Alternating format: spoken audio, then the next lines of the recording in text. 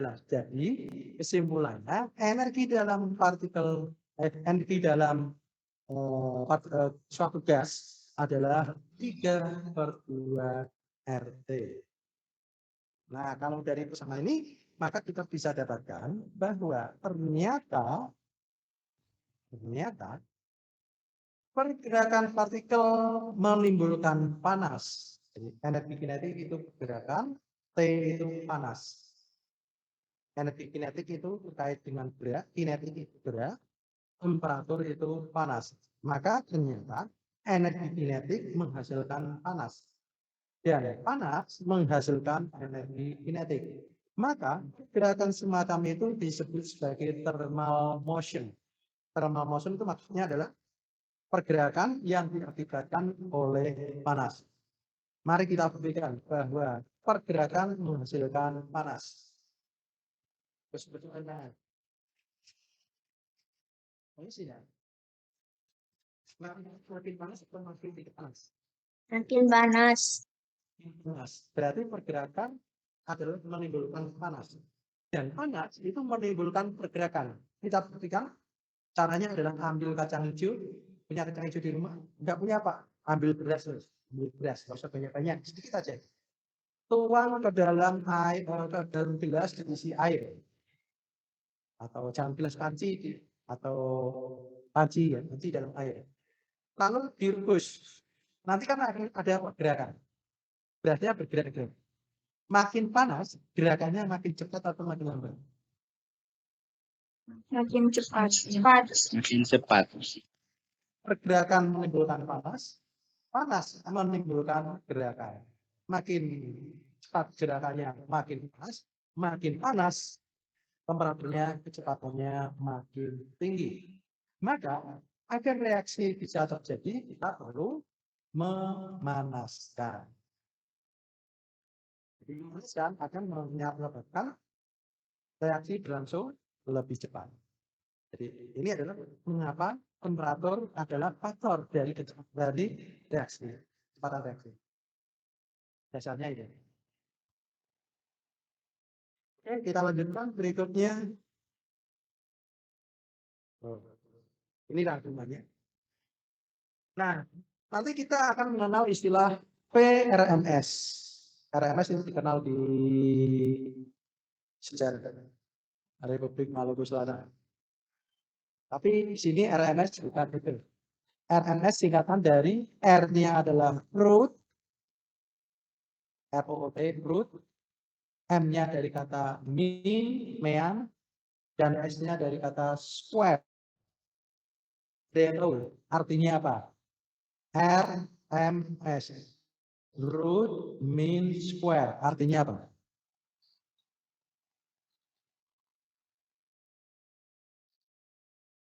Root mean square. Artinya apa? Ada tahu? Berata. Berata apa? Betul. Berata rata kuadrat. Kuadrata ya. Ini sudah tertulis ya, paling atas. Ini loh artinya. Iya Pak. Akar berata kuadrat. Ketika kita memiliki sebuah simbol di dunia, yang pertama kita harus cari tahu adalah singkatannya apa. Setelah tahu singkatannya, kita harus pahami maknanya. Karena kalau kita hanya sekedar menghafal simbol, maka nanti kita tidak paham maksudnya apa. Dengan kita memiliki maksudnya adalah akar rata kuadrat dari kecepatan. Berarti ini adalah sebenarnya penjelasan sebuah operasi matematika, yaitu fungsi komposisi. Nah, dengar komposisi? Nah, ya. Maksudnya adalah yang pertama adalah dikuadratkan. Langkah pertama adalah dikuadratkan. Apanya yang dikuadratkan? Kecepatannya. Lalu setelah dikuadratkan dia apa? Di rata-rata. Setelah di rata-rata dia apa? Di akar. Berarti kalau mengerjakannya dari belakang kan? Di matematika diajari komposisi, kerjakannya dari belakang. F bundaran G, F bundaran G bundaran H, kerjakan hanya dulu. baru G-nya, baru F-nya. Ini juga sama prinsipnya. Berarti sebenarnya kita dengan bahasa matematika, kita lebih mudah memahami maksudnya. Contoh lain di matematikanya itu ada yang sering kali kalau saya tanya itu keliru. Padahal sudah mahasiswa semester akhir, tanya itu keliru. Contohnya KSP. Singkatannya apa ya KSP? Materi 1912. K bawahnya SP. SP-nya singkatannya apa? Tidak tahu bawahnya KSP. Apa ya? S-nya apa?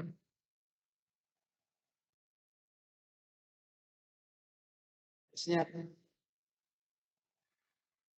Stop apa? KSP itu stop apa? Solubility-on. Ya, yang XY kali Z kuadrat. Nah, saya pakai HP. Kalau yang mau selesai itu ya jelasin putus. Ini salahnya di jaring saya.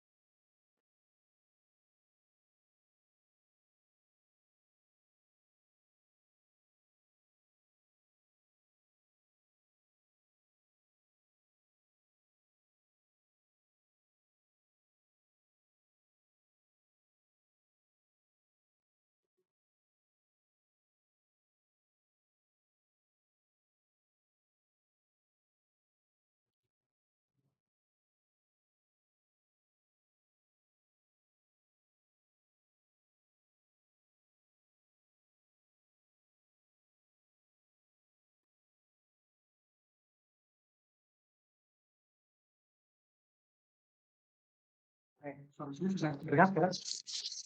Ya, Pak. Ya, terima kasih. Sekarang lebih jelas suaranya. Oke, Pak. Oke, kembali tadi apa Pak? Jadi apa namanya? Siarannya hasil Kali kelarutan bukan, Pak? hasil kali kelarutan, betul. Lalu sebenarnya dari kata apa? SP itu apa? Bahasa Inggrisnya?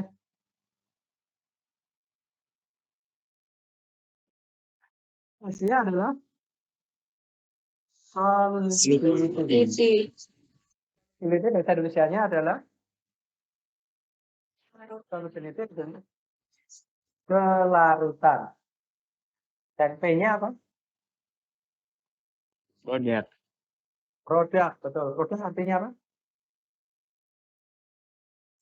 Hasil. Hasil apa? Hasil reaksi. Ya kali sih. Ya, kebanyakan orang ilmiah mengatakan hasil reaksi, ternyata bukan. Hasil kali. Makanya namanya hasil kali kelarutan.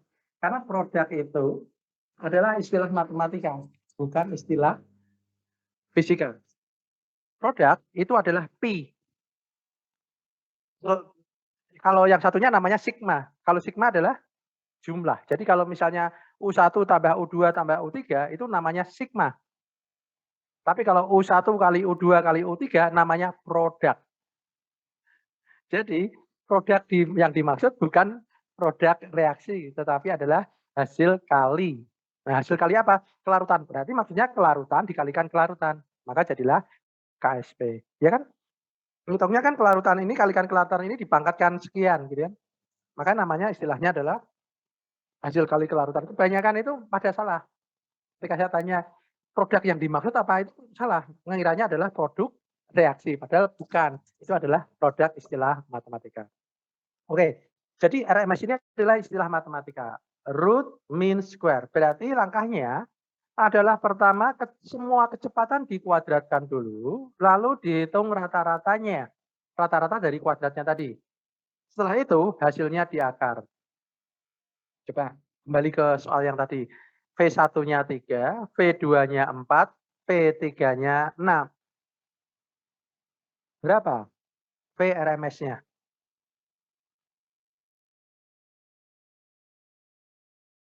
V1-nya 3, V2-nya 4, V3-nya 6. Berapakah VRMS-nya?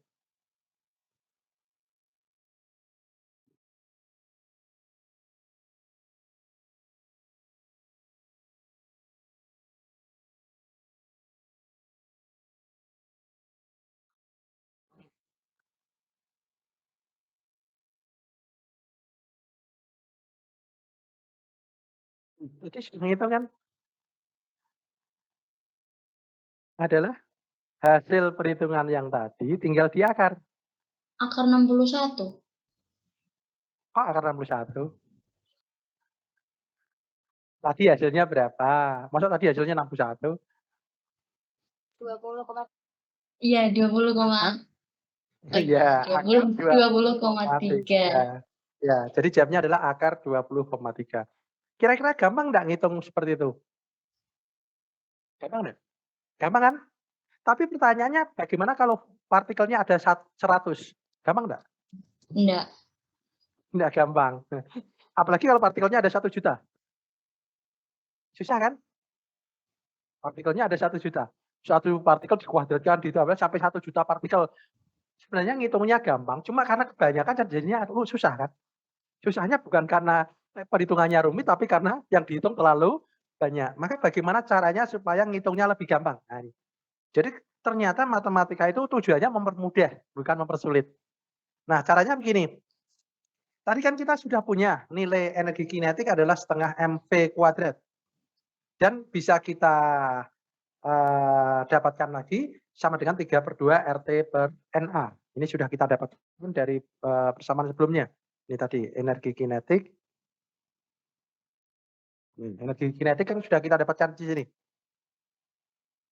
Nah, kita substitusikan saja. Jadi kita substitusikan nilai VRMS ini, V-nya ini kita masukkan. Jadi kan tadi kan masing-masing dikuadratkan di rata-rata.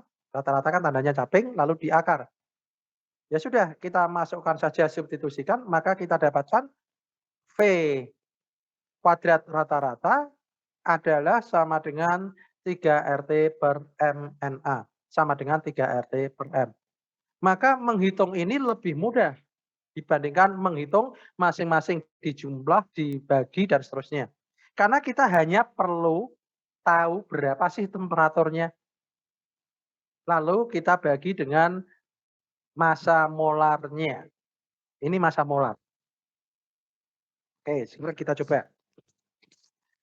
Berapa energi kinetik gas hidrogen pada temperatur 27 derajat Celcius? Berapakah? Oh, berapa energi? Oh, ya, berapakah energi kinetik rata-ratanya gas hidrogen pada 27 derajat Celcius? Langkahnya bagaimana? Berapakah energi kinetik rata-rata gas hidrogen pada temperatur 27 derajat Celcius? Berarti kan kita pakai ini. Paling gampang kan pakai ini ya. Temperaturnya tadi berapa? 7 derajat Celcius. 2 derajat Celcius. Nah, di sini kan T-nya T besar. Berarti harus pakai temperatur apa? Kelvin. Kelvin. Berapa Kelvin tadi? Nilai kita tadi berapa Kelvin? 300. 300. Oke. Tahu bilangan Avogadro berapa nilainya? Tahu, ya kan? 0,02. Nah, betul. R-nya berapa? 8,31. Betul. R-nya adalah 8,314. Jangan pernah pakai 0,082. Diingat-ingat. Di pelajaran kimia fisika, R yang dipakai 8,314 ya. Sekarang hitung. Bisa nggak dihitung?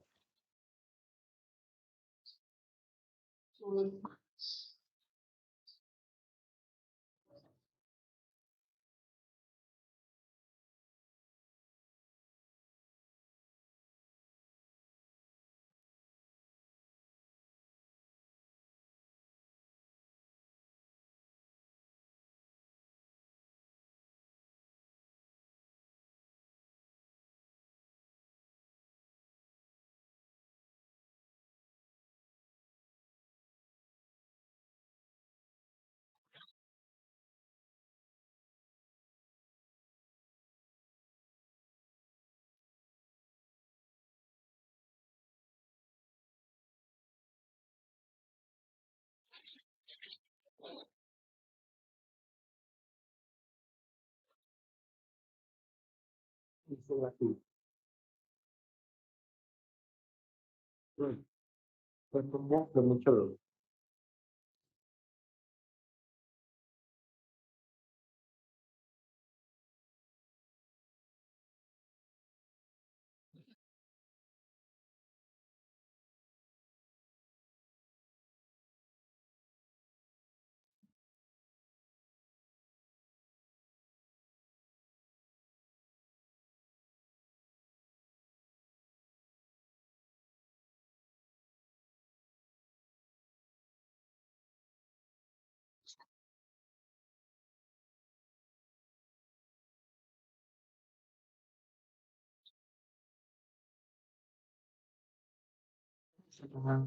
Yang masih produktif. Oke.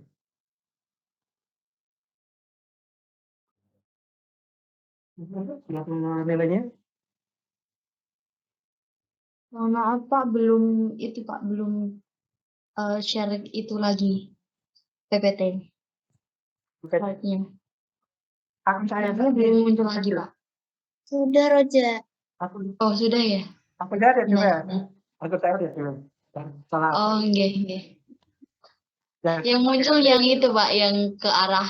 oke. Iya. Ya. Oh iya. Oke, berapa nilainya tadi? Kamu bisa ya? Yaitu 3/2 kali 8,314 kali berapa? 300 dibagi 6,02 kali 10 pangkat 23. Oh iya. R dibagi NA, R tadi berapa R-nya? R-nya tadi berapa? 8,319 dan NA-nya itu berapa? 6,02. Coba dihitung. 8,314 dibagi 6,02 itu sama dengan berapa?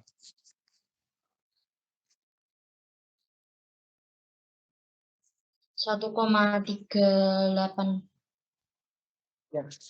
Itu namanya adalah tetapan Planck. Salah. Tetapan Boltzmann. Itu namanya tetapan Boltzmann. Jadi nanti kalau berarti kalian bisa nggak menghitung dengan lebih mudah? Bisa. 3/2 KT. Jadi R dibagi NA diganti dengan K kecil. Di mana K kecil disebut sebagai tetapan Boltzmann. Itu akan lebih mudah ngitungnya. Karena nilai R per NA pasti, yaitu adalah 1, sekian kali 10 pangkat min berapa tadi. Nah, itu namanya tetapan Boltzmann. Berarti kalau begitu energi kinetik adalah 3/2 KT. Nah, tadi sudah ketemu energi kinetiknya, bagaimana menghitung PRMS-nya? Berarti tinggal kita hitung di sini. Jadi kalau kita lakukan substitusi, maka kita dapatkan bahwa PRMS sama dengan akar 3 RT per M. Nah, yang penting kita tahu, di sini M-nya jangan sampai keliru. M adalah massa molar molekul, ya, bukan atom.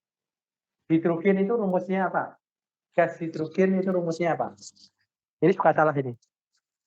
Hidrogen rumusnya H2. Ada yang menyebut H itu salah ya. Yang benar H2. Berapa massa molarnya? 2. 2 apa? 2 apa? Harus ada satuannya. Karena kita kimia fisika kalau nggak ada satuan nanti bingung ngitungnya. 2 apa? 2 gram per mol. 2 gram per mol, betul. Itu kan satuan CGS apa MKS? Gram per mol itu CGS apa MKS? Gram. Lu udah tahu? Duh, di fisika belum mengenal satuan MKS CGS toh. Belum. Kalau CGS itu kan Belum. Belum, Pak. itu materi SMA kelas 1 loh. Materi SMA kelas 10 loh. Masuk belum? CGS itu dari kata sentimeter, gram, kon. Kalau MKS, meter, kilogram, kon. Sudah? Sudah tahu sekarang? Lupa, Pak. Pak, sudah Pak. Oh, lupa. Kita dulu Ya Pak. udah. Oke. Nah, satuan tadi kan gram per mol. Itu satuan CGS. Ubah menjadi MKS, berarti satuannya adalah harus diubah jadi kilogram per mol. Berapa nilainya? 2 kali 10 2 gram itu. 3. Betul. Jadi adalah 2 kali 10 pangkat min 3 kilogram per mol. Berarti bisa nggak ngitung VRMS-nya sekarang? Bisa kan? Nggak perlu ngitung molekul 1 berapa kecepatannya, molekul 2 berapa kecepatannya, nggak perlu. Kita tinggal masukkan di sini. 3 kali R kali T dibagi massa molar, terus diakar. Berapa hasilnya?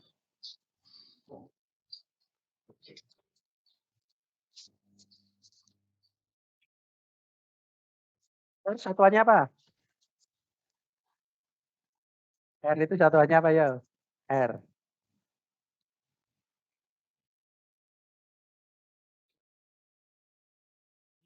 Satuannya ditulis ya, jangan sampai tidak ditulis.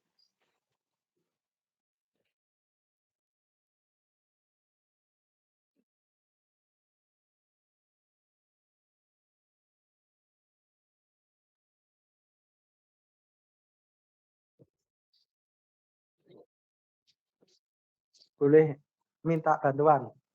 Call friend, call a brother, call a sister, boleh. Satuannya Satuannya apa? Joule per mol Kelvin. Min 1 kali Joule mol per mol Kelvin. Ya, betul. Joule per mol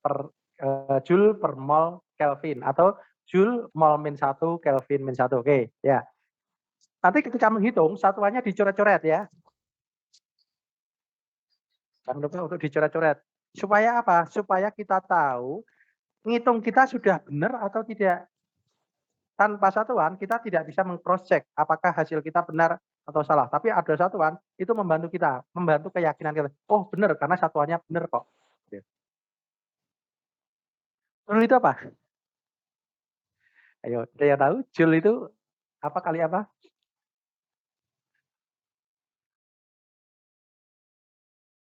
Joule adalah usaha, betul. Usaha adalah gaya untuk mendorong benda bergerak sejauh jarak tertentu. Gaya satuannya apa? Newton. Newton. Bergerak dengan sejauh itu jarak satuannya apa? Bergerak sejauh satuannya apa? Meter. Berarti Joule adalah Newton. Newton itu apa? Sama dengan apa? Diuraikan lagi. Newton kan gaya, termasuk gaya berat. Gaya berat adalah massa kali Massa kali gravitasi. gravitasi. Massa satuannya Kilogram. kilogram. Gravitasi satuannya Meter per ton kuadrat. Bagus. Nah, silahkan nanti Joule diuraikan jadi itu satuannya supaya bisa dicoret-coret. Ya, pasti banyak yang dicoret. Kilogramnya dicoret, Ya dah? Kelvinnya dicoret. Apa lagi? Kelvinnya dicoret, molnya dicoret. Maka tinggal apa?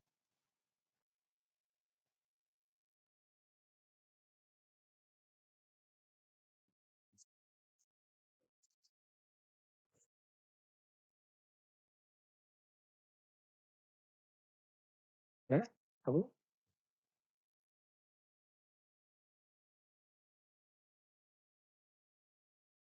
Kilogramnya dicoret, Kelvinnya dicoret, molnya dicoret. Maka tinggal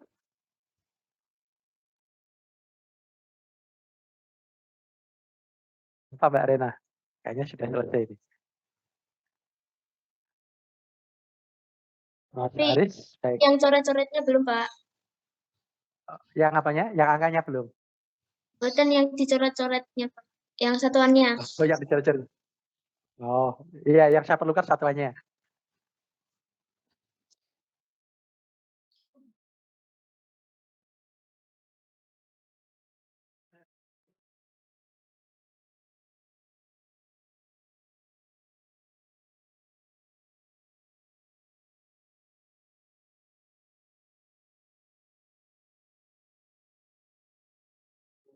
Meter per sekon kuadrat per mol Kelvin dikalikan Kelvin per kilogram per mol. Kilogramnya hilang, molnya hilang, Kelvinnya hilang, tinggal Ya, berarti tinggal itu, Pak. tinggal satu. Tinggalkan dia. Itu yang nih, kayaknya sudah selesai.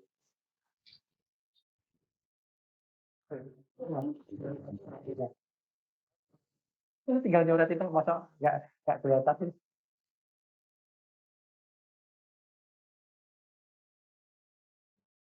Rame mungkin.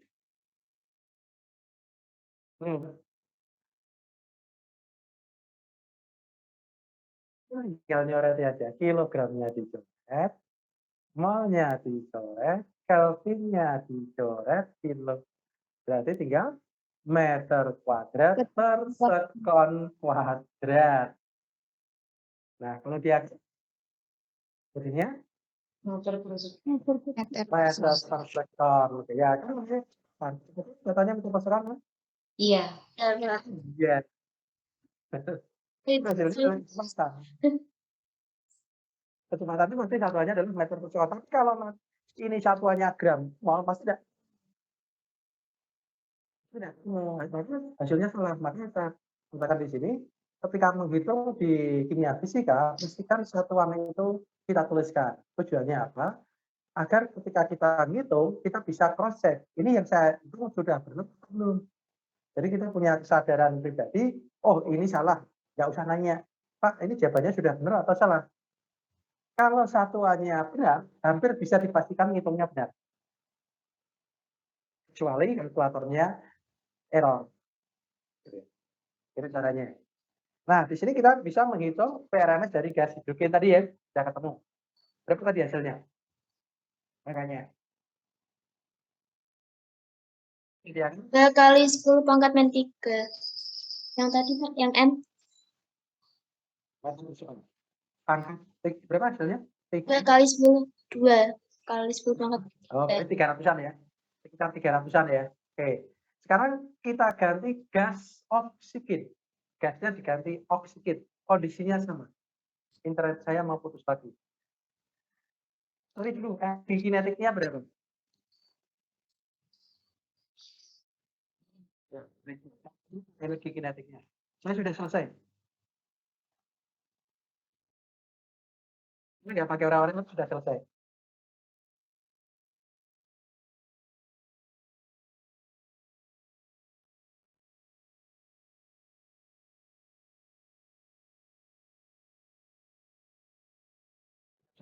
Langsung hitung sudah selesai.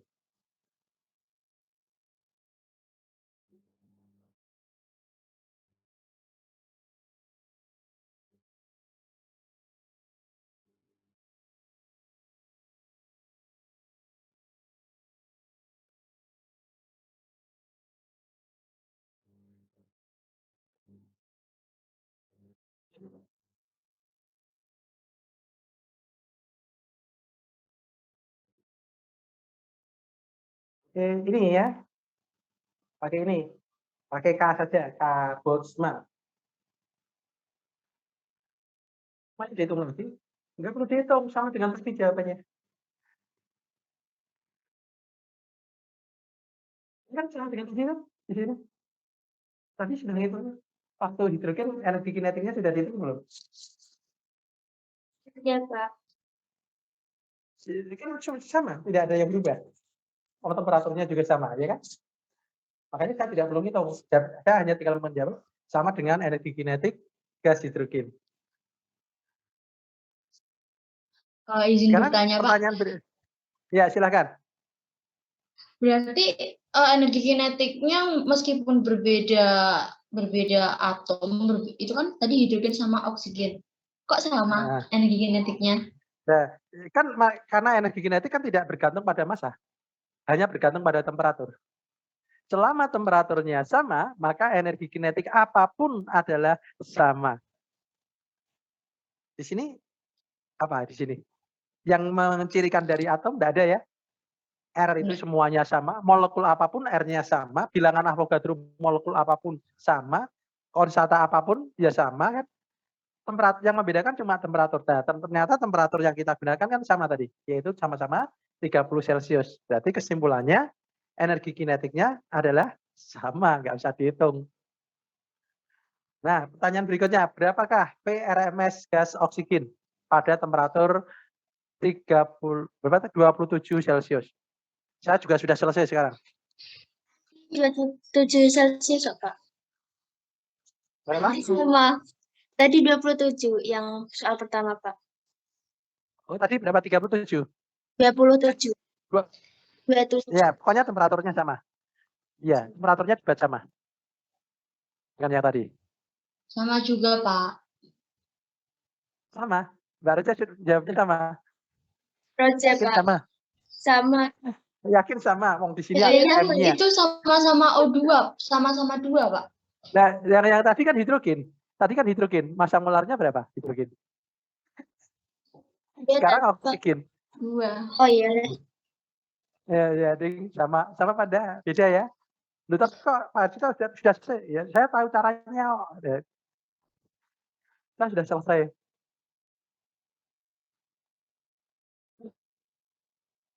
Yang tadi jawabannya sekitar 300-an kan? Sekarang jawabannya adalah sekitar 75-an.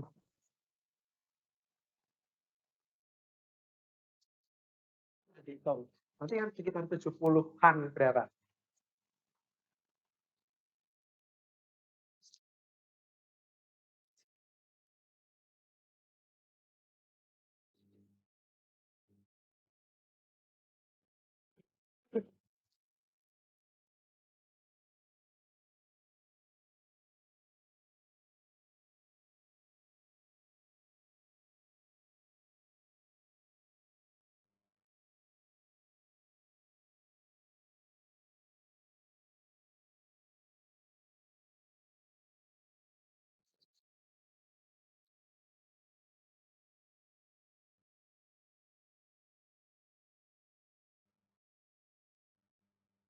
Permisi, Pak. Saya izin bertanya. Ya, silakan.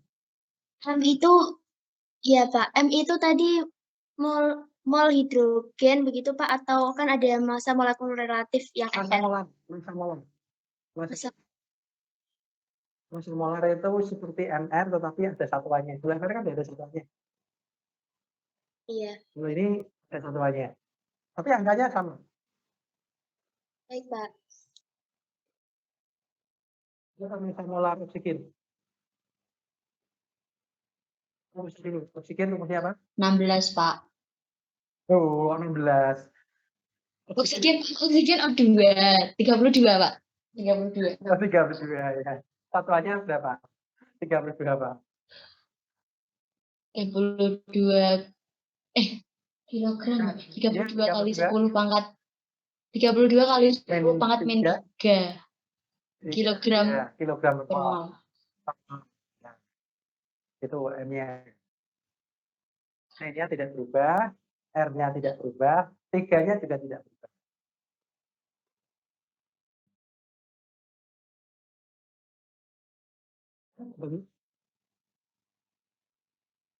Nah, hasilnya.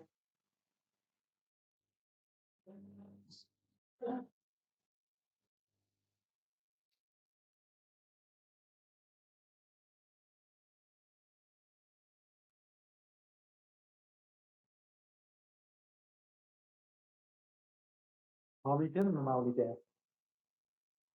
Maulida nggak muncul ya? Nggak muncul di itu tadi. Berapa? Belum, Kak, masih ngitung. Oh, belum muncul.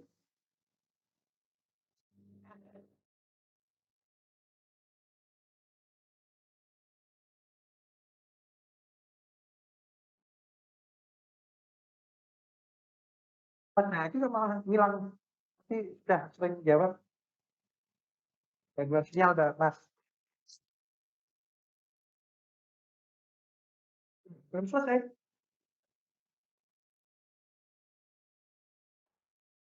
Nah, kalau gitu menyala lagi ini besok ujian ya susah, Mas. Hitungnya cepat.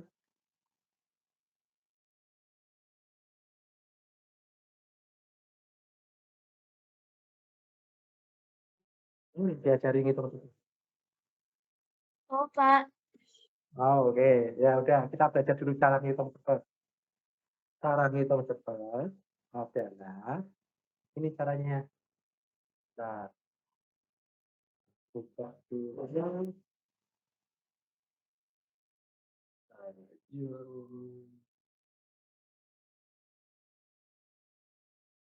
Ini cara ngitung cepat.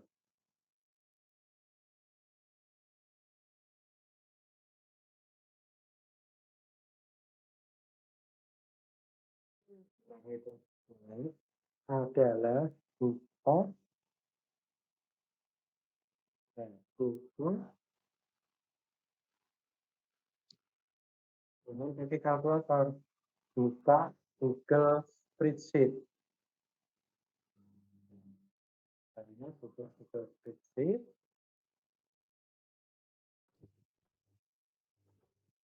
Lalu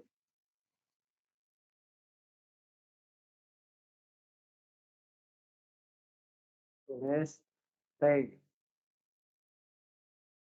tulis R, tulis M. Di sini 27 Celcius. Oke. Di sini sama dengan geser ke kiri ditambah 273. Hasil 300. Di sini 8, di sini ada 8,314 ya. Di sini 2 gram mol. Maka di sini sama dengan ini dikali 1 min 3. Terus PRMS, tulis di sini PRMS.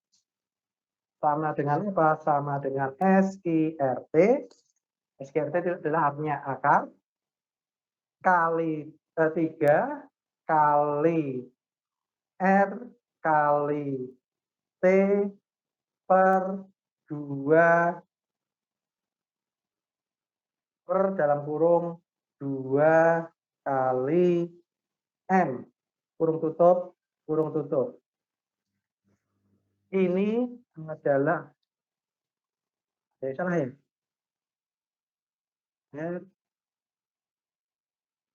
Jadi rumusnya gimana? Oh, bukan cuma. Oh, 3RT per N. 3RT per N. Jadi ada duanya di sini.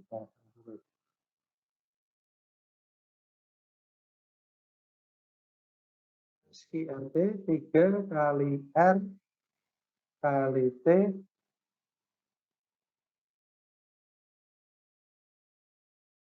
nah, angkanya bisa tadi katanya 400 tadi. Tadi katanya 300. Ini ada ya tadi, kita 300. Kok sekarang artinya 1934? Pak, tadi 2,62 sepertinya, Pak. Berapa? Tadi yang Tadi yang 300 itu yang ini Pak, yang M-nya saja, yang massa itunya, hidrogennya. Ya, hasilnya itu kalau di sana Pak, Oke, kami sih. 2,16-an, 2, Sigma kali R kali T per M. Ini adalah 3.700 terus di akar.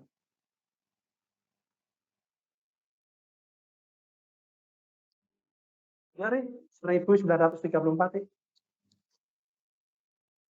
Ini sampai itu nanti kalian. kalau perhitungan sama itu Pak, 1.900. Benar apa ya? Saya juga, Pak. Nah, terus kalau ditanya gasnya ganti apa tadi? Oksigen. Oksigen tadi ya berapa MR-nya? 32 ya? 32. Sudah selesai saya hitungnya. Saya hanya ganti angka 32, selesai ketemu jawabannya. Ini Pak, temperaturnya diganti Pak. Berapa? Tadi berapa? 215 Celcius Pak. Sudah ketemu jawabannya. Jadi yang kita lakukan cuma ganti angka di sini, nanti BRMS-nya otomatis ketemu. Nanti siapin kayak gini agar kalau ulangan kalian hanya ganti T-nya, M-nya gitu kan. Tapi yang penting nyiapkan ini dulu. Jadi kalau begitu, kalau hidrogen, nah, jadi kalau tadi 27 ya, hidrogen yang 2 ya, sebenarnya 1934. Kalau ini diganti dengan oksigen, maka nanti nilainya adalah seperempatnya. 1934 itu dibagi 4 adalah sekitar 500, hampir 500, 400 gram.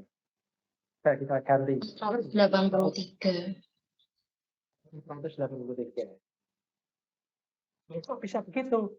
Nah, lihat di bawah ini. Bahwa hidrogen dan oksigen itu perbandingan massa molarnya adalah 16. 32 dan 2. Dibandingkan 32 bagi 2 itu 16. 16 di akar itu adalah 4.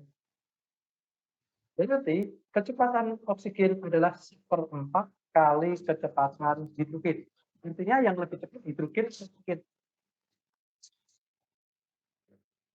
Yang lebih cepat adalah hidrogen lebih cepat. Nah, hidrogen lebih kecil. Masanya lebih kecil. Kalau masanya kecil, maka kecepatannya lebih besar agar menghasilkan momentum yang sama. Jadi berapa?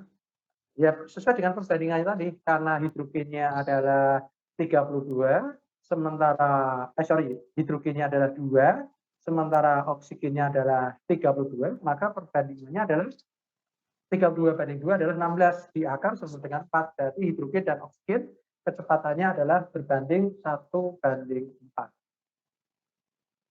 Jadi sih.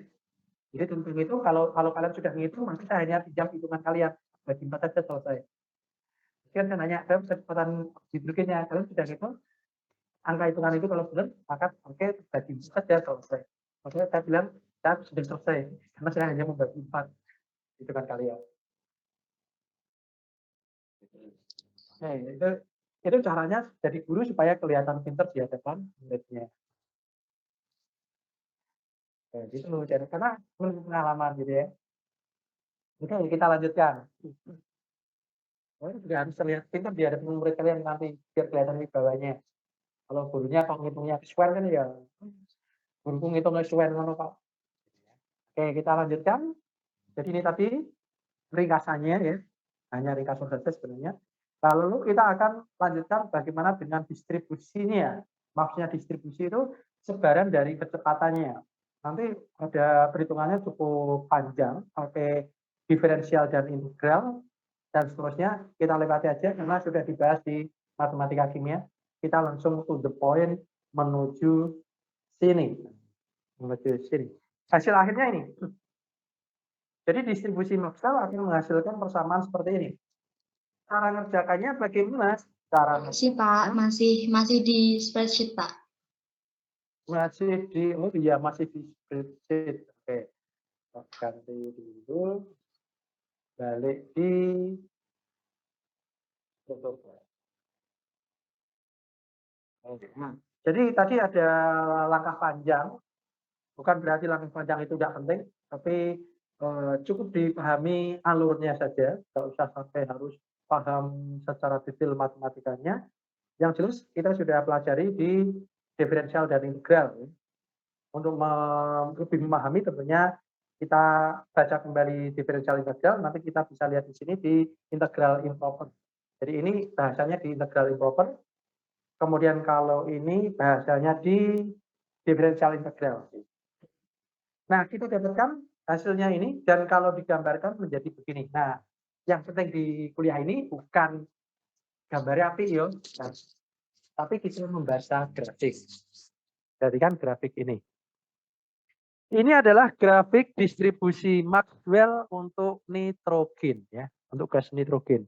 Di mana sumbu datarnya adalah kecepatan, sedangkan sumbu atasnya adalah berapa banyak partikel. Jadi ini dibaca berapa banyak partikel. Artinya pada kecepatan 4 itu partikelnya ada berapa, itu akan terbaca dari sini. Yaitu adalah sepanjang garis ini. Luasan daerahnya itu berapa. Partikel yang dengan kecepatan 4 sampai 6. Ini maksudnya 4 itu 400, 6 itu maksudnya adalah 600. Di sini ada angka 100-nya.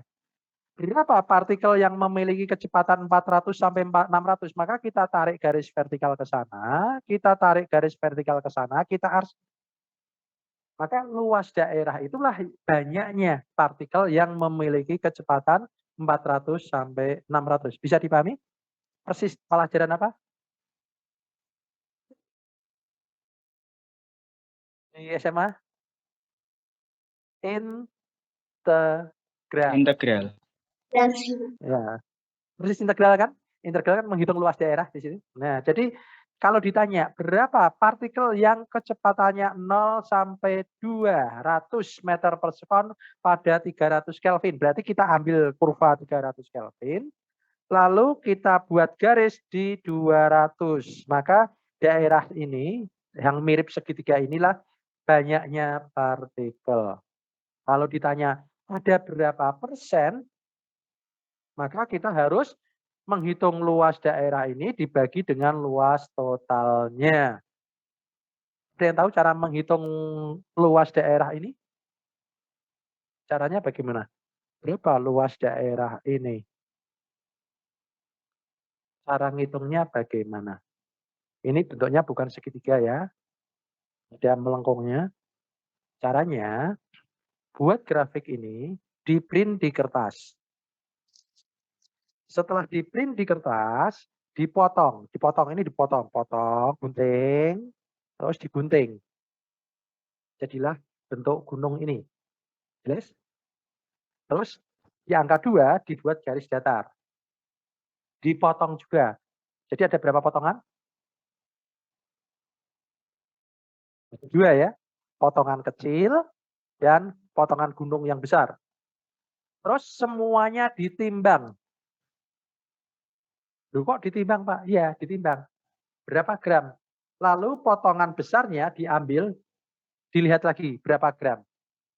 Maka perbandingan massa potongan besar dibanding semuanya, potongan kecil dibanding semuanya sama dengan luas daerah kecil dibanding luas daerah semuanya. Gitu. Maka kalau dihitung berapa persen, ya sama dengan perbandingan massanya. Gitu.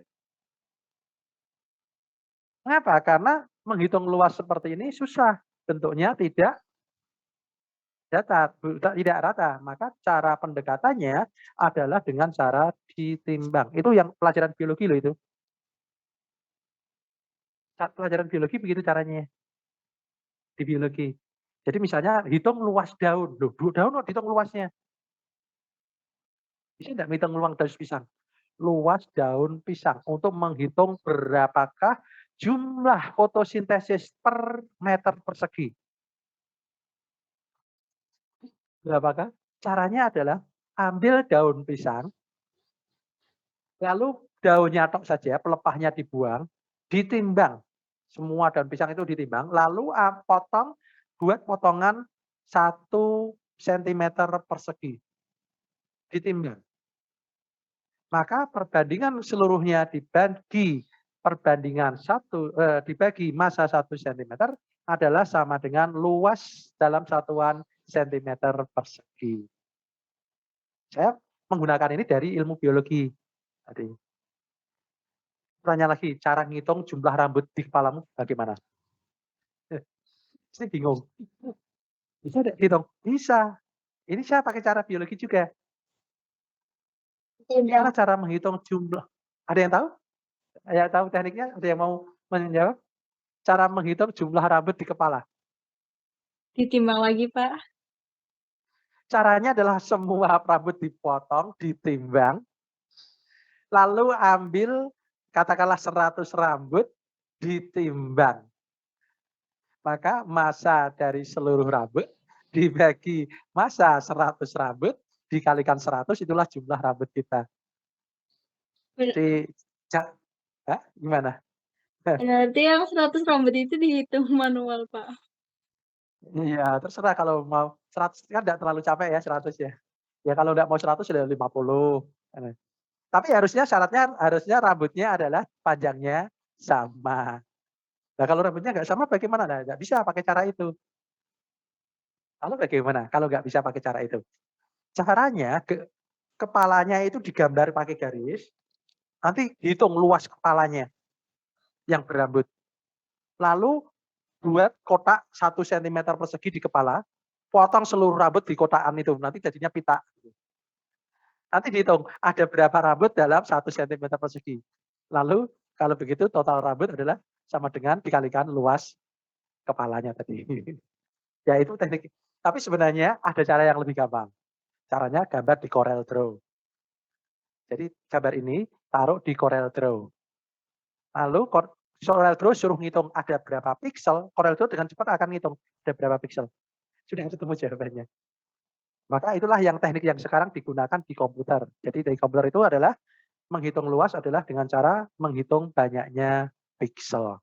Maka sekarang teknik ini jadi bisa langsung dari alat keluar langsung diketahui berapa luasnya. Contoh yang nanti penggunaan di kimia adalah saat kalian menguji dengan saat praktikum semester berapa ya? Praktikum kimia 2. Praktikum kimia 2 ada alat yang namanya GC, gas chromatography. Nanti kurvanya bentuknya kayak gini. Dan akan muncul luas daerahnya. Loh, kok bisa luas daerahnya muncul? Ya karena pakai komputer, pakainya piksel. Ngitung di sini ada berapa titik piksel. Piksel itu, jadi kalau ini di blok semuanya, nanti akan membutuhkan berapa titik yang ditempelkan. Nanti kan tergantung berapa kepadatan dari gambar itu. Kalau kepadatannya 300 dpi, maksudnya adalah 1 inci ada 300 titik. Nah, ingat dpi. Kalau kita ngeprint, semakin tinggi dpi, semakin boros tintanya. Gambarnya semakin jelas. Tapi kalau dpi-nya rendah, misalnya ngeprint dengan 75 dpi, itu gambarnya agak biasa samar. Jadi kalau kita ngeprint fotokopi, dpi-nya 75 ya biasa. Tapi kalau dpi-nya 300 itu kelihatan bagus. Warnanya kelihatan semua. Kenapa? dpi itu adalah banyaknya piksel tiap 1 inci. Sama dengan kalau kita beli HP atau beli TV atau beli layar, itu kan satuannya K. K. K itu maksudnya apa? Banyaknya warna. Kalau 2024K berarti 1 titik itu ada 24.000 warna. Tentunya yang K-nya tinggi itu gambarnya lebih bagus daripada yang K-nya rendah. Gitu. Itu contohnya.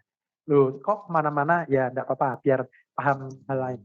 Nah, itu caranya ya, cara menghitungnya ya. Jadi misalnya kecepatan 0 sampai 200 itu berapa? 0 sampai 400 berapa? 200 sampai 400 berapa? Tekniknya itu. Nah, ini dilewati aja dulu. Nah, muncul istilah CMP. Apa itu CMP? Maka kita harus tahu dulu M itu apa, P itu apa. M itu dari kata apa ya? Ada yang tahu? M itu dari kata most. MOST. Artinya more. Artinya Terbesar. terbesar atau paling besar. Most. P dari kata probable. Artinya apa? Mungkin Kemungkinan. Berarti CMP adalah kemungkinan yang terbesar. atau istilah lainnya kecepatan paling mungkin. Ya, kecepatan paling mungkin atau kecepatan dengan kemungkinan terbesar. Sudah ada di judul ini. Kecepatan dengan probabilitas terbesar. Yang dimaksud apa sih? Nah, kalau ngitungnya ini ya, ini ngitungnya. Maksudnya apa sih? Maksudnya adalah lihat gambar ini. Kalian lihat ada puncaknya? Ada. Misalnya untuk yang 300 puncaknya di sini ya. Nah, kita tarik garis ke bawah, maka kita ketemu nilainya 420 misalnya. 42. Oh, berarti CMP-nya adalah 420. Yang ini, tarik ke bawah, shred. Oh, misalnya 23. Oh, berarti kecepatan paling mungkin adalah 230. Itu kalau dari grafik. Jadi CMP didapatkan dari puncak, ditarik ke sumbu C. Antara gambar ini dan gambar ini kalau dihitung luasnya adalah sama. Jadi luas totalnya itu sama. Jadi kalau ditimbang ini dipotong, ditimbang itu masanya sama. Nah, kalau dihitung pakai rumus, maka CMP itu adalah sama dengan 2 RT per M. Mirip dengan RMS, bedanya hanya di angka. Jadi kalau RMS tadi angkanya 3 ya. Nah, kalau MP angkanya diganti 2. Nanti kalian bisa bikin Excel-nya. CRMS, CMP. Jadi begitu ada ulangan, tinggal masukkan klik, kalkulatornya adalah kalkulator canggih. Hanya tinggal masukkan angka-angka, tidak usah mikir dikalikan, dibagi, langsung ketemu hasil. Gitu. Kalau kalkulator biasa kan harus dikali, dibagi, sudah hilang dihapus, balik lagi gitu kan. Kalau kalkulator Excel tadi kan kita hanya tinggal masukkan angka di tempat tertentu gitu. Nah, jadi nanti dibuat dulu kalkulatornya untuk ngitung berbagi mulai dari topik 1, topik 2, topik 3, buat kalkulatornya dulu.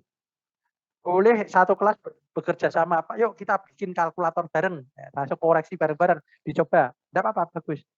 Nanti setelah itu dipakai bersama-sama. Silahkan kalau mau bikin kalkulator. Mumpung boleh buka internet. Coba tesnya boleh buka internet, tidak boleh pakai kalkulator. Oke, kita lanjutkan. Nah, kembali tadi. Ini kita lewat saja ya. Nah, sekarang tadi waktu kita menghitung pakai gambar ini, kita kan kesulitan. Kesulitannya mengapa? Karena kita ternyata beda temperatur, beda grafik. Jadi kalau ditanya 300 Kelvin, kita pakai grafik ini.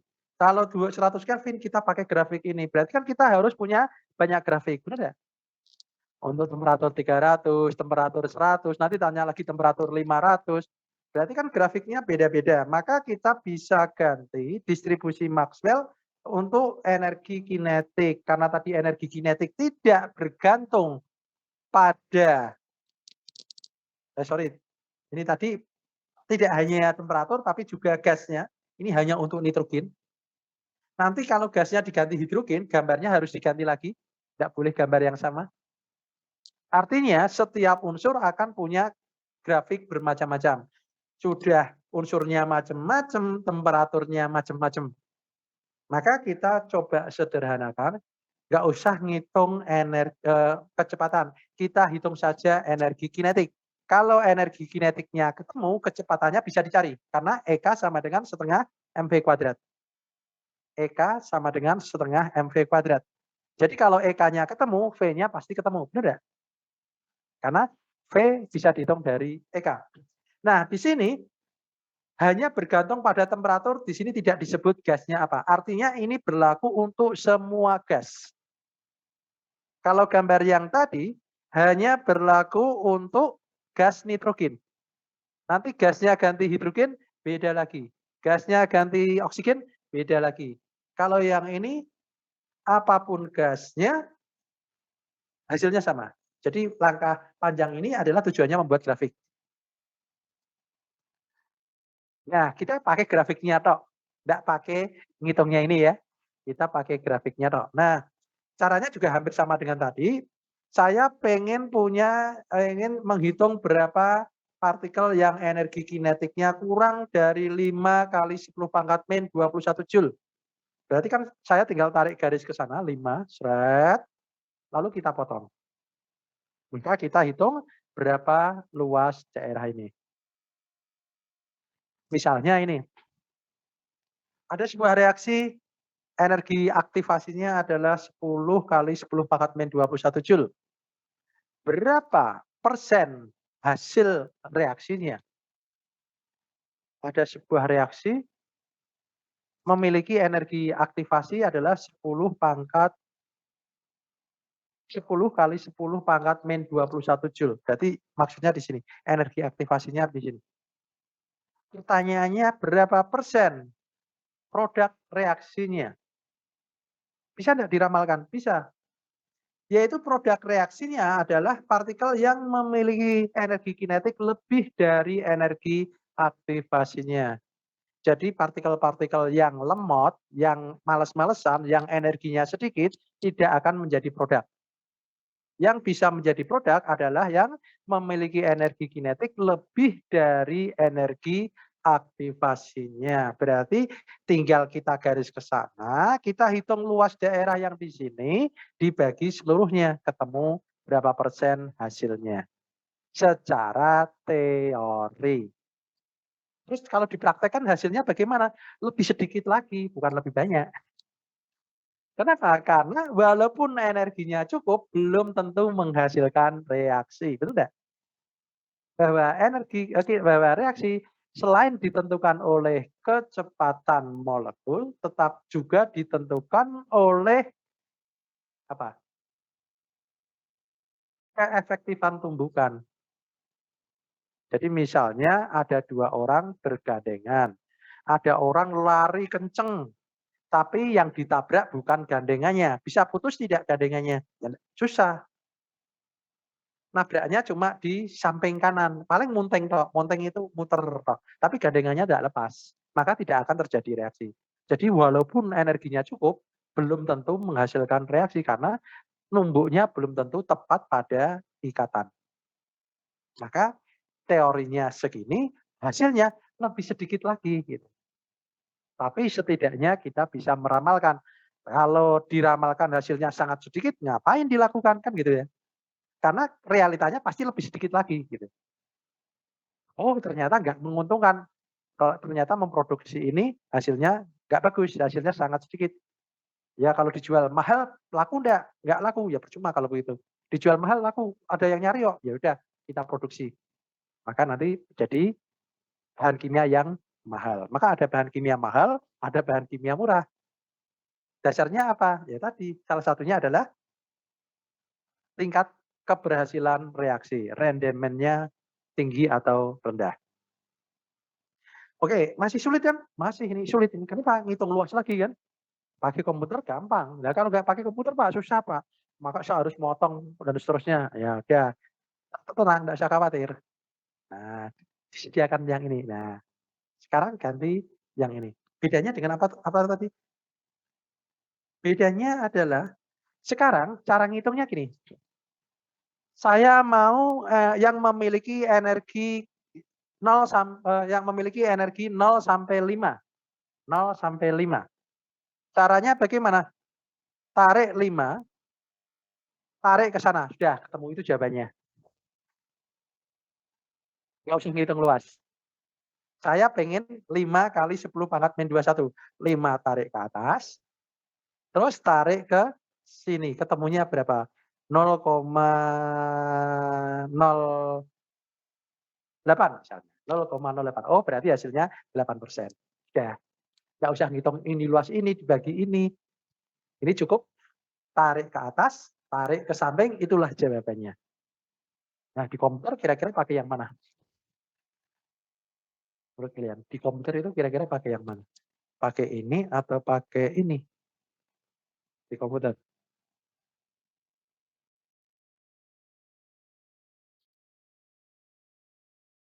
Hmm. Aku yang kedua, Pak. Yang Yang ke- proporsi. yang ini, Yang Yang ini. proporsi. yang ini Iya. proporsi ya. Mengapa? Karena kalau di komputer ya tinggal narik garis, Pak. Tinggal mah. Oh, tinggal tarik garis. Ya. Sebenarnya komputer bisa melakukan apa semuanya. Iya. Tergantung kita mau mengambil yang mana. Jadi sebenarnya komputer itu enggak masalah. Tapi kalau manusia suruh milih pasti milih ini. Karena lebih gampang ya kan? Hanya butuh apa? Butuh penggaris saja. Penggaris ke sana, ketemu titik potong, tarik ke sini, sudah. Tinggal kita buat skalanya ini berapa. Oke, itu tadi. Nah, kita lanjutkan. Itu cara ngitungnya. Itu pendekatan matematika. Nah, sekarang kita akan coba pendekatan berbeda, yaitu namanya ekuipartisi. Ekuipartisi itu adalah membagi energi dalam nilai yang sama, namanya ekui. Ekui artinya sama, partisi itu bagian. Energi dibagi-bagi, di mana setiap bagian itu sama, namanya ekuipartisi. Ekuivalen. Ekuivalen artinya kan sama. Partisi itu bagian, bagian. Ekuipartisi berarti dibagi menjadi bagian yang sama. Caranya integralnya sampai 3. Karena sudah kita bilang di kimia itu integralnya itu ganas, integralnya itu lebih sangat daripada yang di matematika SMA. Integral itu bisa jejer-jejer 3. Tapi tidak usah dipikir integralnya, kita langsung ke sini saja. Kita langsung menuju ke jadi energi molekul sebenarnya ada 3 jenis. Energi molekul itu ada 3 jenis. Yang pertama adalah energi translasi. Translasi bahasa Indonesianya apa? Pergeseran, Pak. Pergeseran, Pak. Pergeseran, betul. Di matematika ada enggak? Ada babnya apa? Bab apa? Geometri. Translasi. Transformasi. Transformasi geometri. Ya, transformasi geometri. Jadi bukan geometri itu ya, transformasi. Translasi itu karena kita hidup di ruang 3 dimensi, maka translasi juga memiliki 3 koordinat. Maka ada 3 translasi, yaitu translasi X, translasi Y, translasi Z. Translasi X itu adalah kiri kanan, kita bergerak kiri kanan, kalau kita senam ke kiri, kanan, kiri, kanan, itu berarti translasi X. Maju, mundur, maju, mundur, itu translasi Y. Lompat, nggak ada lompat. Turun nggak ada ya lompat. Turun nggak bisa. Kalau senam kan lompat tok ya. Tapi otomatis ketika lompat turun lagi kan, nggak usah turun, otomatis turun. Tapi kalau ke kanan nggak bisa balik kiri ya. Kanan nggak bisa balik kiri, harus kiri gitu ya. Tapi kalau lompat pasti turun. Nah, lompat turun itu adalah translasi Z. Berarti ada 3 translasi dan masing-masing nilainya adalah setengah KT. Masing-masing nilainya adalah setengah KT. Berarti totalnya berapa? 3/2 KT. Karena ada 3 translasi X, Y, Z. Jelas? Gampang? Hanya perkalian 3 kali setengah KT ya. Oke. Terus rotasi. Rotasi itu perputaran. Ya.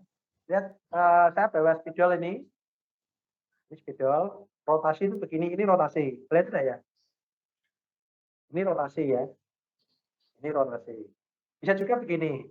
Kayak marching band itu rotasi. Bisa juga begini. Tapi kalau marching band begini nanti menghantam wajahnya sendiri. Ini bisa dibayangkan ya.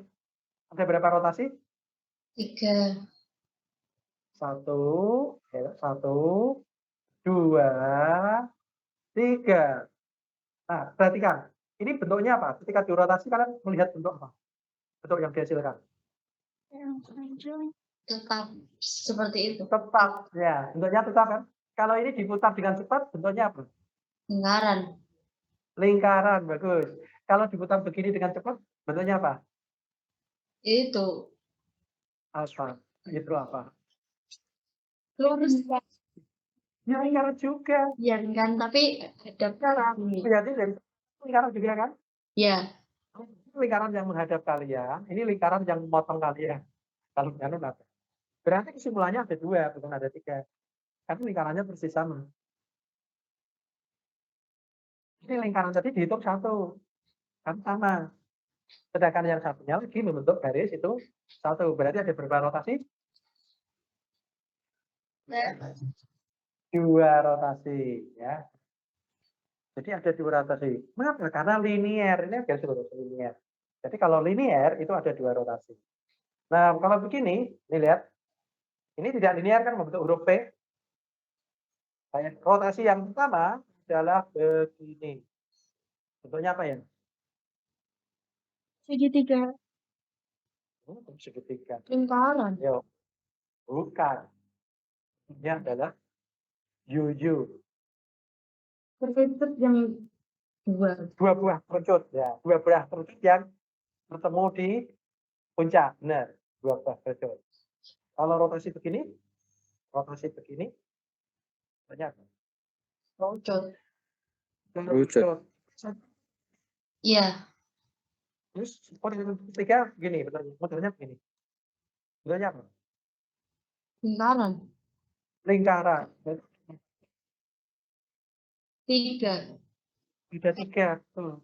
Maka kalau tidak linear itu ada 3. Cuma ingat itu aja, linear atau tidak linear. Kalau linear berapa rotasi? 2. Kalau tidak linear, 3. Nah, sudah selesai. Gampang kan? Translasi ada berapa tadi? Translasi ada berapa? ada 3. Ada 3. Rotasi kalau linear? 2. Ada 3. Tidak linear. 3. Masing-masing energinya berapa? 1 kT. Oke, bagus. Baik rotasi ataupun translasi sama, namanya juga ekuipartisi. Semua memiliki energi yang sama. Masing-masing itu sama. Yes? Nah, translasi sudah, rotasi sudah, tinggal satu, apa namanya? Vibrasi. Vibrasi. Betul. Jadi yang terakhir adalah vibrasi. Vibrasi itu adalah bergerak menjauh dan mendekat bergantian. Itu namanya vibrasi. Kalau satu atom ada vibrasi tidak? Enggak. Vibrasi itu orang mendekati siapa? Enggak ada orang lain. Tidak ada ya? Berarti kan tidak ada gerak mendekat dan menjauh. Berarti satu atom tidak mungkin terjadi vibrasi. Kalau ada 2 atom, bisa tidak terjadi vibrasi? Bisa. Bisa, yaitu mendekat, menjauh, mendekat, menjauh, mendekat, menjauh. Kalau ada 3 atom, bisa vibrasi? Bisa. Bisa. 3 atom, tangan, 3 atom. Tangan kanan, tangan kiri, badan. Vibrasi yang pertama adalah kedua tangan mendekati badan bersama-sama, lalu menjauh bersama-sama. Bisa dibayangkan? Ayo orang senang. Ini namanya adalah vibrasi sinkron. Kenapa sinkron? Karena gerakannya seperti cermin. Jadi tangan kanan dan kiri itu seperti cermin. Itu vibrasi yang pertama. Vibrasi yang kedua, tangan kanan menuju badan, tangan kiri menjauhi badan. Bisa dibayangkan? Vibrasi seperti ini namanya vibrasi asinkron. Kenapa? Karena gerakannya saling menjauhi. Ketika didekati menjauh, jauh. Jadi ketika ada yang satu menuju badan, yang satu malah meninggalkan badan. Vibrasi yang ketiga, keduanya turun, lalu keduanya naik. Ininya turun, keduanya naik. Seperti apa ini? Tapi kepadatan sayap. Kepadatan Kupu-kupu yang sedang sayap. Kayak Vibrasi yang kedua adalah tangan kanan mendekat menjauh, tangan kiri mengepak. Ya, dilakukan. Tangan kanan bergerak mendekat menjauh, tangan kiri mengepak. Mesti sulit. Berarti ada berapa vibrasi? 3. Oh, kok 3? Sinkron, sinkron, Sinkron. mengepak, dan satunya lagi mengepak dan apa? Ya, pokoknya gerak yang tadi. Udah amat ya? Yang satunya mengepal itu Pak, yang terakhir. Ya, itu satu vibrasi. Tangan kanan mendekat menjauh, tangan kiri mengepak itu satu vibrasi. Bukan 2 vibrasi, namanya satu vibrasi. Berarti ya, silahkan. itu kan tadi kalau yang dipraktekkan Pak Jito yang satu diam saja Pak. Terus yang satu Ya, yang Gimana? hanya diam saja, benar. Yang bervibrasi adalah kanan dan kiri. kenapa begitu Pak? Kenapa nggak tiga-tiganya bergerak? Ya, sebenarnya kita bisa melihat dari gerakan kanan kiri, bisa juga kita melihat dari gerakan tengah. Belum. Tengahnya kan sebagai pusat. Jadi paling gampang itu adalah tengahnya di diam. Untuk mempelajari vibrasi. Karena sebenarnya gerak itu kan relatif. Ketika A bergerak terhadap B, maka B sebenarnya bergerak terhadap A. Nah, maka kita harus jadikan salah satu itu sebagai titik acuan. Maka kita buat diam. Gitu, caranya. Untuk menggenggam. Yang digenggam adalah dua yang lain. Paling gampang yang dibuat diam adalah yang di tengah. Makanya kita akan bisa melihat, oh ternyata kiri kanan adalah sinkron, kiri kanan adalah asinkron, kiri kanan mengepak, dan yang terakhir adalah kanan mengepak, kiri mendekat menjauh, atau sebaliknya. Dan kesimpulannya ada 4. Bagaimana kalau tiganya tadi bukan begini, tapi ke atas ini, membentuk huruf P. P itu apa? Ini ya. Maka yang pertama adalah sinkron, sama sinkron. Yang kedua adalah asinkron. Jadi yang satu turun, yang satu naik. Gantian. Terus berikutnya adalah ini. Nah, ini namanya adalah vibrasi menggunting. Namanya vibrasi menggunting. Scissoring. Gunting. Karena seperti gunting. Jadi kesimpulannya ada berapa vibrasi? Jadi ya. Berarti translasinya ada. Nah, kita yang linear dulu. Yang linear tadi, translasinya berapa?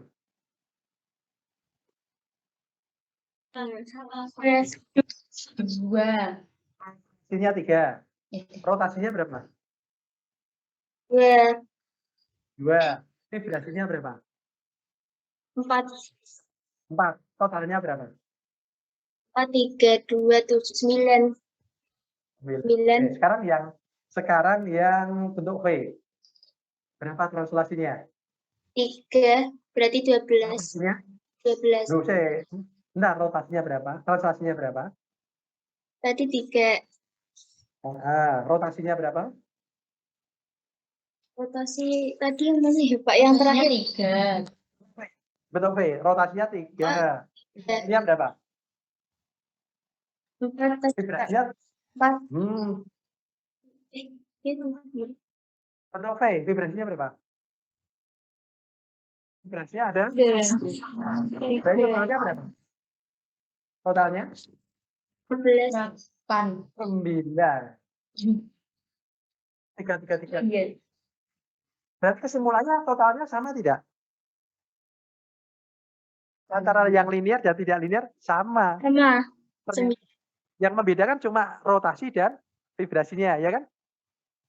Yang berbeda hanya rotasi dan vibrasi. Kalau linear lebih banyak rotasinya, kalau tidak linear lebih banyak vibrasinya. Tetapi totalnya adalah sama.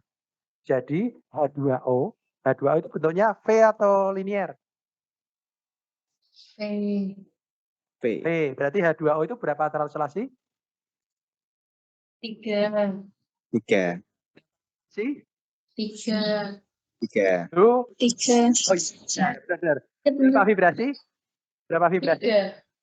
3. 3. BeCl2. BeCl2. Bentuknya apa? BeCl2. Linear. Ini Linear. Translasinya berapa? G. Ya. Rotasinya berapa? B. Ya. Vibrasinya berapa? Oke, gampang kan? Oke, nah sekarang bagaimana kalau atomnya banyak? Nah, bagaimana kalau atomnya banyak? Nah, ini cara ngitungnya gampang. Jadi ternyata vibrasi itu, jadi kalau kita punya atom ada dua tersusun atas dua, misalnya H2, O2, N2, itu kan ada dua partikel penyusun untuk molekul. H2 kan adalah H dan H, gitu ya. Bisa dipahami bahwa hidrogen terdiri atas dua partikel H digandeng, maka dikatakan dua partikel. Dapat tiga sumbu koordinat yaitu X, Y, dan Z. Terdapat tiga translasi, translasi X, translasi Y, dan translasi Z. Karena hanya ada dua, pasti linear, tidak mungkin tidak linear. Hanya ada dua, pasti linear kan? Maka pasti hanya ada dua rotasi. Maka vibrasinya pasti hanya ada satu, yaitu mendekat dan menjauh. Mendekat, menjauh, mendekat, menjauh. Hidrogen hanya ada mendekat, menjauh. Karena hanya ada dua titik. Maka vibrasinya hanya satu. Ternyata kalau dihitung, 2 kali 3 dikurangi 3 dikurangi 2 sama dengan 1. Itu vibrasinya. Ini untuk hidrogen, nitrogen, oksigen. 3 partikel segaris, contohnya BeCl2. Be-nya sebagai badan, Cl-nya sebagai tangan dan tangan. BeCl2. Be-nya badan, Cl-nya tangan kanan dan tangan kiri. Linear atau tidak linear? Linear. BeCl2 itu linear. Maka dia terdapat 3 sumbu koordinat, memiliki 3 translasi, memiliki 2 rotasi. Mengapa memiliki 2 rotasi? Karena linear tadi. Berarti 4, 3 kali 3 dikurangi 3 dikurangi 2 sama dengan 4. Berarti vibrasinya 4. Yang sudah kita sebut tadi. Bagaimana kalau H2O? H2O itu berarti 3 partikel tak segaris. Berarti 3 kali 3 dikurangi 3 dikurangi 3. Maka vibrasinya ada 3. Nah, bagaimana kalau ada 10 partikel segaris? Ada 10 partikel segaris. Berarti 10 kali 3, ya, ada 10 segaris. 10 kali 3 dikurangi 3 dikurangi 2. 10 kali 3, 30. Dikurangi 3, 20. 24. 24 itu 26. Dikus Langsung 25, Pak. 25, ya. Ada 10 partikel tidak segaris. Berarti 3 kali 10 dikurangi 3 dikurangi 3. Berarti sama dengan 24. Jadi kalau itu rumusnya 3n-5. Kalau ada 10, 30 dikurangi 5, 25. Ada 10 tapi nggak segaris, 30 dikurangi 6, 20. Jadi jumlah vibrasinya 24. Nanti kalau digambar, nanti kalian bisa lihat vibrasinya dengan menggunakan aplikasi namanya Chem Ultra Draw. Chem Ultra. Nanti di Chem Ultra nanti kelihatan partikel-partikel itu bergoyang. Nanti masing-masing bergoyang. Nanti kalau dihitung jumlahnya itu totalnya ada sebanyak tadi vibrasinya. Dan gerakannya itu bisa kelihatan lucu. Karena seperti apa itu gerakan di itu loh DS itu. Molekulnya jadi nah gunanya untuk apa sih mengetahui vibrasi?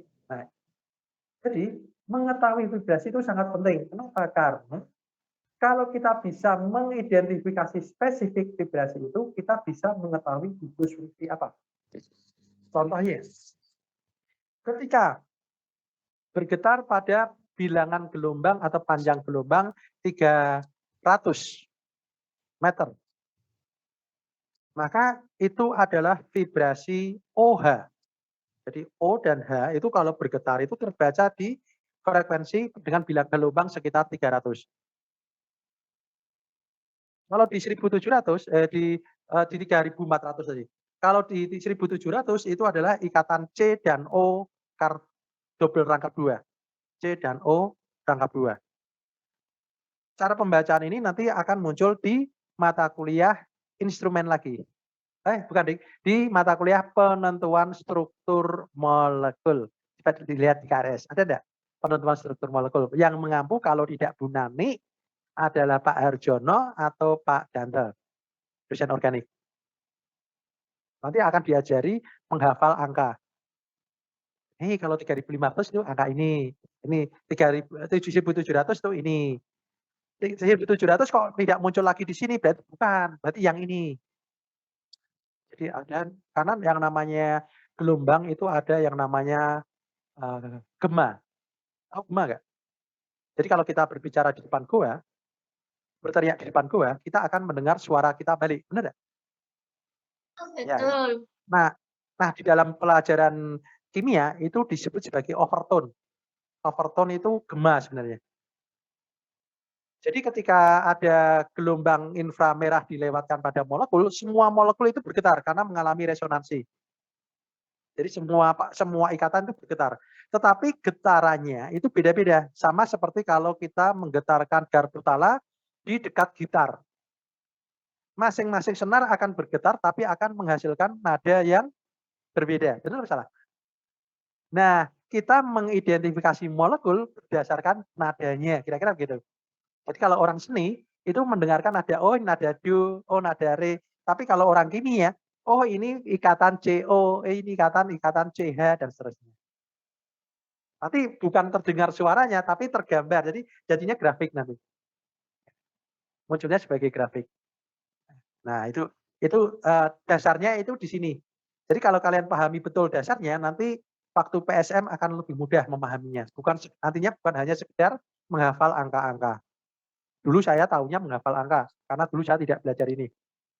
Tahunya itu menghafal angka. Ternyata itu bukan karena angka, tapi ternyata ada dasar yang bagus, yang benar. Nah, jadi kesimpulannya, bahwa ada energi translasi yang masing-masing sebesar setengah kT. Maka totalnya ada 3/2 kT.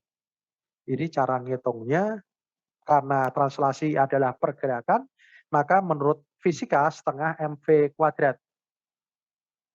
Setelah dihitung rata-ratanya, ketemunya 3/2 kT. Sedangkan rotasi adalah menggunakan momen inersia, kalau di fisika. Menggunakan momen inersia. Dihitung lagi, tetap ketemunya setengah kT masing-masing. Yang linear totalnya kT, yang tidak linear totalnya 3/2 kT. Kenapa? Karena ini ada 2, ini ada 3. Yang vibrasi dihitung pakai hukum Hooke. Yang ini dihitung pakai momen inersia, yang ini dihitung pakai energi kinetik, yang ini dihukum menggunakan energi Hooke setengah kx kuadrat, hukum Hooke. Nanti dibuka lagi fisikanya, hukum Hooke. Masing-masing adalah ternyata setengah kT. Nah, jumlah vibrasi bergantung pada banyaknya penyusun molekul tadi, partikel penyusun molekul. Dan bergantung pada linear atau tidak linear. Kalau tidak linear dikurangi 6, kalau linear dikurangi 5. Gitu ya tadi. Kalau linear segaris dikurangi 5, kalau tidak segaris dikurangi 6. Itu total vibrasinya. Kemudian kalau di total, ini di total lagi, dihitung lagi, ternyata hasilnya adalah sama kembali lagi energi dalam. Oh, ternyata pendekatan ekuipartisi dan pendekatan fisika klasik pakai hukum Newton tadi ternyata memberikan hasil yang sama. Maka teori ini menjadi cukup kuat karena dihitung menggunakan dua teori memberikan hasil yang sama. Oke, sampai di sini ada pertanyaan? Kalian sudah lihat rumus-rumusnya ya? Silahkan dibuat kalkulatornya. Pak Harjito ingin bertanya. Iya, Yang silahkan. Pak Harjito bilang kalau misalnya menghitung luas itu menggunakan komputer, itu kan tadi di aplikasi CorelDRAW ya Pak. Kan itu ada 3 aplikasi CorelDRAW itu yang mana gitu? Yang versi mana? Sebenarnya semuanya bisa. Kayaknya semuanya bisa. Nanti dihitung gini, dilihat resolusinya berapa, gambar itu berapa resolusinya, lalu daerah itu nanti kan bisa, coba nanti harusnya bisa. Jadi di daerah itu nanti akan total ada berapa piksel. Kalau misalnya di CorelDRAW itu kita langsung input grafiknya atau kita menghitung kayak gambar dulu di situ Pak? Ya, gambarnya harus di-plug dulu. Oh. Ya, gambarnya harus di-plug dulu. Nanti dihitung berapa banyak piksel dari warnanya harus satu warna ya, misalnya hitam semua, jangan bagi warna. Nanti dihitung ada berapa piksel gitu. Nah, nanti resolusinya kepadatan pikselnya itu menggunakan kepadatan berapa? Oh, kepadatannya adalah misalnya 300 dpi. Nah, tadi ada berapa piksel? Ada 1 juta piksel misalnya. Nah, tinggal 1 juta piksel dibagi dengan 300 dpi, ketemunya inch. Satuannya luasnya inch, sekian inch gitu. Jadi banyaknya piksel itu mempengaruhi banyaknya luas juga ya Pak? Iya. Jadi karena gini, ketebalan dpi itu kan artinya gini. Kalau 300 dpi itu artinya 1 inci ada 300 titik. Kalau 75 dpi berarti 1 inci ada 35 titik.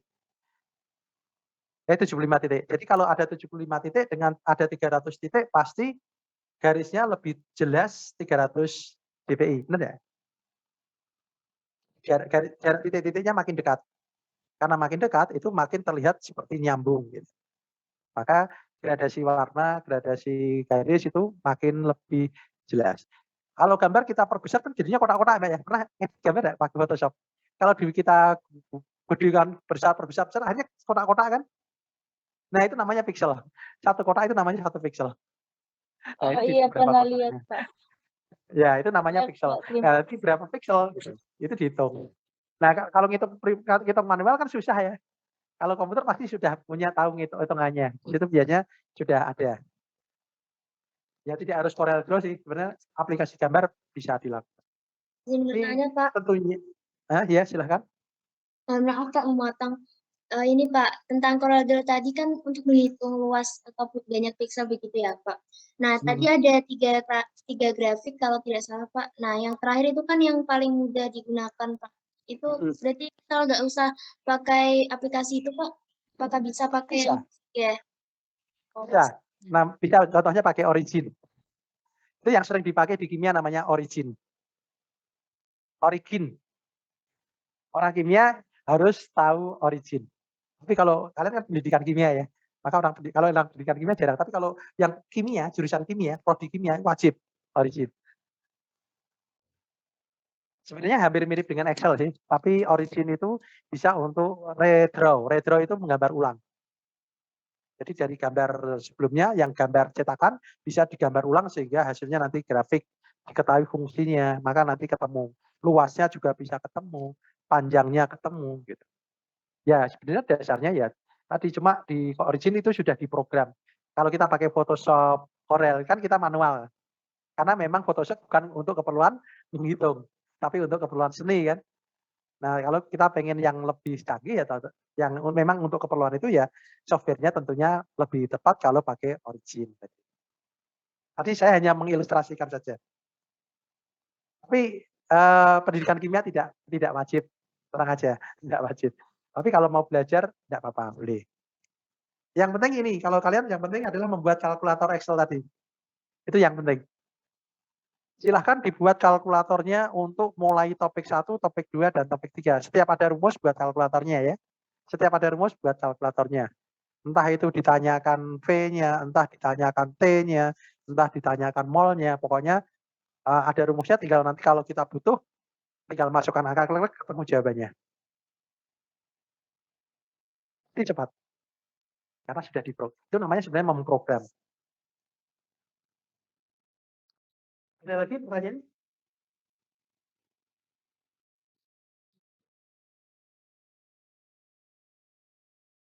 Itu salah satu enaknya kalau belajar sains, tapi juga paham komputer.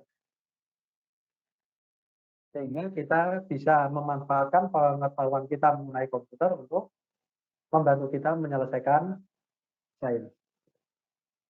Di dunia luar itu yang menggunakan komputerisasi itu lebih cepat pertumbuhannya. Bayangkan ini contohnya ya, sebagai satu contoh. Misalnya kita akan meneliti obat untuk COVID. Kalau kita tidak pakai komputer, nanti setiap senyawa akan kita coba. Bayangkan kalau kita punya 100 senyawa, harus dicoba satu persatu, berhasil tidak. Tapi kalau pakai komputer, itu yang nyoba komputer dari 100 nanti akan dicoba, komputer mengatakan ini gagal, ini gagal, ini gagal. Yang berhasil hanya tinggal 5. Nah, yang 5 itu kemudian baru dicoba beneran. Berarti dengan komputer kita bisa menghilangkan kegagalan-kegagalan itu meminimalkan. Jadi yang diprediksi gagal itu tidak perlu dicoba karena mencoba itu juga butuh biaya, butuh tikus, butuh tikus, butuh sampelnya, butuh disuntikan. Tikus juga ada masa hidupnya. Mencoba 3 senyawa, 1 senyawa dicobakan pada 100 tikus. Ada 100 senyawa butuh berapa tikus? 1 senyawa harus 100 tikus. Dari 100 tikus nanti berapa yang mati? Maka ketemu mati 3 itu gagal. 100 tikus mati 3 itu gagal. Mati 1 baru hampir berhasil. Harusnya dari 1000 itu mati 1. Hanya boleh mati 1. Dari 1000 hanya boleh mati 1. Kalau dalam kesehatan. Kenapa? Karena tingkat kesalahannya adalah hanya boleh 0,1%. Kalau di pendidikan, dari 100 murid boleh gagal 5, ya kan? Masih ingat? 95% kan kemarin kita. Dari 100 murid, yang boleh gagal hanya 5. Tidak boleh lebih dari 5. Baru dikatakan metodenya berhasil. Dalam dunia obat-obatan, dari 1000 murid, hanya boleh gagal 1. Lebih dari 1 berarti obatnya gagal. Tidak boleh dipakai. Nah, bayangkan kalau menggunakan tikus, 1 tikus harganya berapa? 1 obat, 1000 tikus. 100 obat, 100.000 tikus. Banyak itu. Nah, sebelum diujikan pada tikus, masukkan dulu ke komputer, disimulasikan komputer.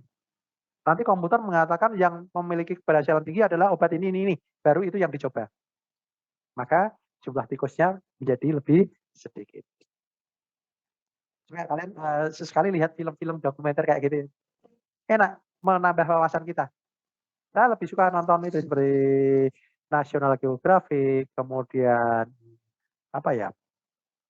Ya pokoknya yang berkaitan dengan dokumenter. Itu banyak sekali pengetahuan-pengetahuan yang bisa kita ambil yang kadang-kadang kita tidak tahu dan itu bisa membuat kita menjadi lebih bijaksana di dalam mensikapi sesuatu hal. Karena ternyata tidak sesederhana itu. Nah, contohnya kasus minyak goreng. Kalau kita tidak bisa memahami, kadang-kadang kita hanya melihat dari satu sudut pandang, yaitu sudut pandang konsumen. Karena kita konsumen. Tapi kita harus bisa melihat dari sudut pandang produsen, sudut pandang pemerintah, sudut pandang akhirnya kita bisa melihat lebih luas. Oh, begini toh, Mas. Jadi ternyata banyak faktor di situ ternyata. Yang namanya pengusaha pasti pengen untung, ya kan? Yang namanya konsumen pasti pengen murah kan gitu kan. Intinya kan sebenarnya adalah bagaimana pengusaha tetap untung dan harga tetap murah gitu. Kan itu tidak mudah. Ketika harga di luar lebih mahal, mereka akan memilih menjual keluar kan gitu. Karena untungnya pasti lebih banyak. Nah, tugas pemerintah kan menjaga di situ contohnya. Dan ternyata menjaga juga tidak mudah. Kenapa? Pemilihnya bukan pemerintah. Ya, gitu. Ya, memang akhirnya jadi sesuatu yang rumit gitu. Mungkin suatu saat kalian perlu terjun di dunia politik juga ya, supaya bisa mengubah kondisi.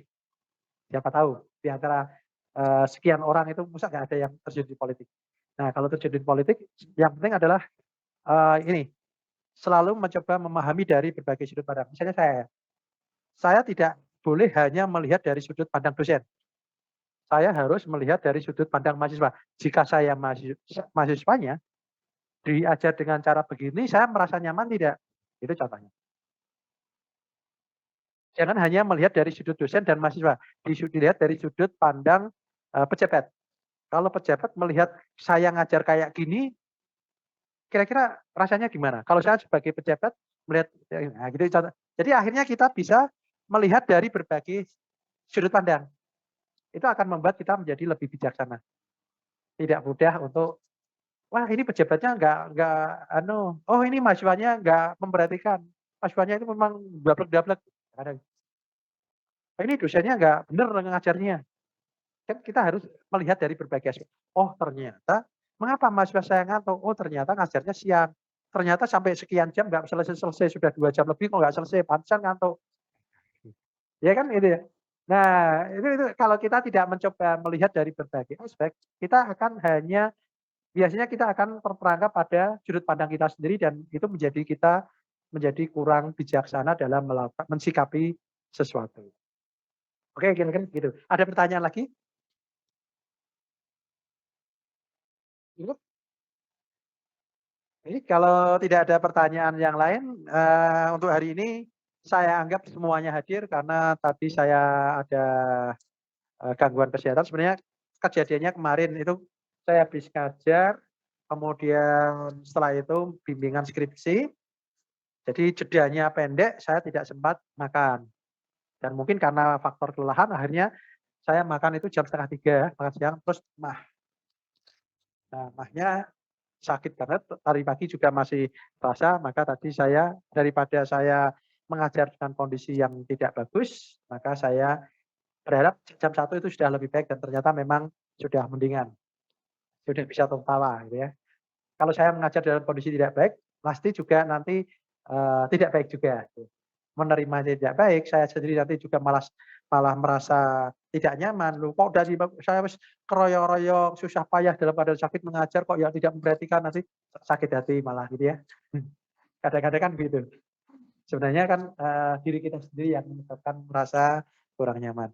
Oke, kita tutup kuliah kita hari ini. Selamat sore, selamat beristirahat. Kita ketemu lagi minggu depan, mudah-mudahan normal lagi. Kita ketemu di jam yang biasanya. Selamat sore, Assalamualaikum warahmatullahi wabarakatuh.